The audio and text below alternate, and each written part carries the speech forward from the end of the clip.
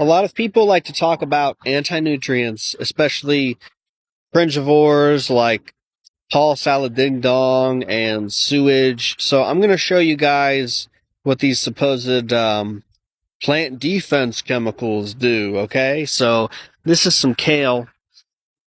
I planted a kale to a plant to grow just to see how it would grow, and it went to seed, and these popped up this year. So I've been juicing this, actually. Taking the leaves, juicing them. I do about 12 to 15 leaves per gallon of juice. Okay, so you can see here, something's been eating this, okay? This one is pretty clean, intact. All right, well, then we'll look at this one, okay? So, what's eating these? What's eating this? These little holes. Maybe like that's from a rabbit, maybe. That's kind of big, but these little holes. Let's look at another one. This one's ate to shit. So if these plant defense chemicals, here we go, exactly what I was looking for. If these plant defense chemicals are so good, then how come these plants keep getting eaten by insects and nothing happens to them? And if you're a gardener, bugs are attracted to plants. I've seen things that were infested with aphids, ants, little squash beetles that eat cucumbers, melons, squash, the leaves even, and, they thrive. So what makes it so that they're bad? I mean, they don't really work, obviously. Look at this. Here's one, here's two. Let's look at another one. So why do people keep repeating this meme that plants have defense chemicals to keep insects away, and they're so effective, and they're so effective that they're bad for humans? It's really just a bunch of bullshit. Maybe there is something in here that keeps certain bugs away, but, at the end of the day, it's not really doing enough to keep them all away. So why would it be bad for humans to eat them? Furthermore, we're not eating these vegetables. I guess I misspoke there. We're juicing them. I'm juicing them. I'm not eating the fiber. Those supposed defense chemicals are in the fiber, which I'm getting very little of because I juice the vegetables. And also, I heard Aujana say that the plant defense chemicals, they go away after you pick a plant. So like here, you pick this. So in 48 hours, all of the defense chemicals in this will be gone. And even if they're there, they're in the fiber, which you don't eat. So for all those people that meme about, oh, you can't eat those, the toxins in the vegetables, you can't eat toxins, it's bad. Or, you guys, you can't eat toxins in the vegetables, it's bad. It's stupid. You're stupid. Just shut up. Try growing something and then see how well your plant defense chemicals work. They don't.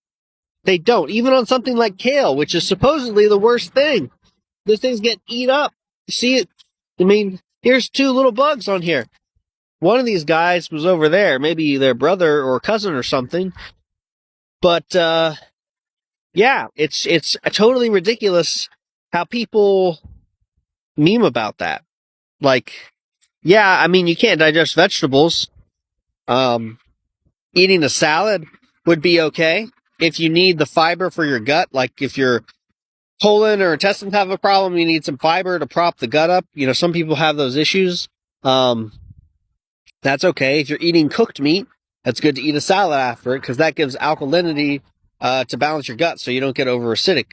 That's the problem with a lot of these carnivores like sewage and salad ding dong and Dr. Sean Baker. They're over acidic. You can see it in their eyes, especially Paul Saladino.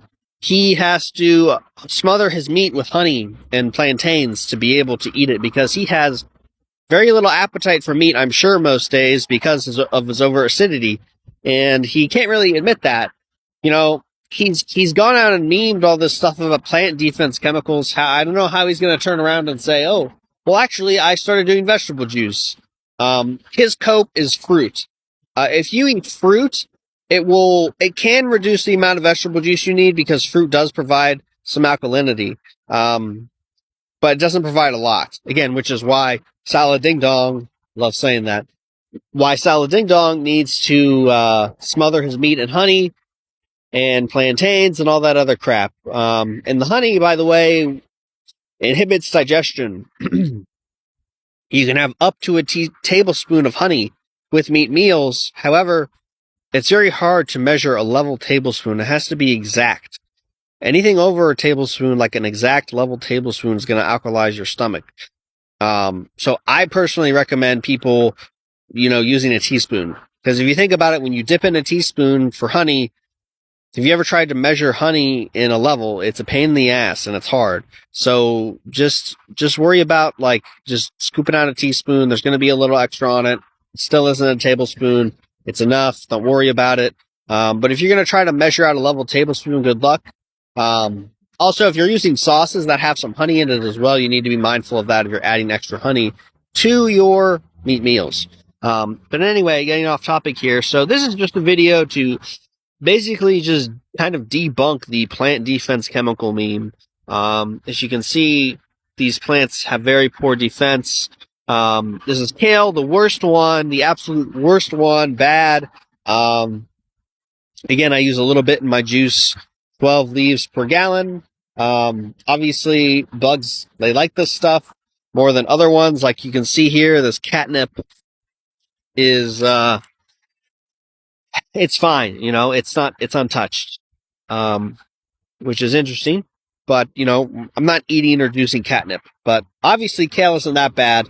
And if you're really worried about it, you can wait 24 to 48 hours for the plant defense chemicals to dissipate. Because obviously, the plant's only going to generate them once it's bound to the plant. So that's just a little video for you guys on plant defense chemicals in my rant.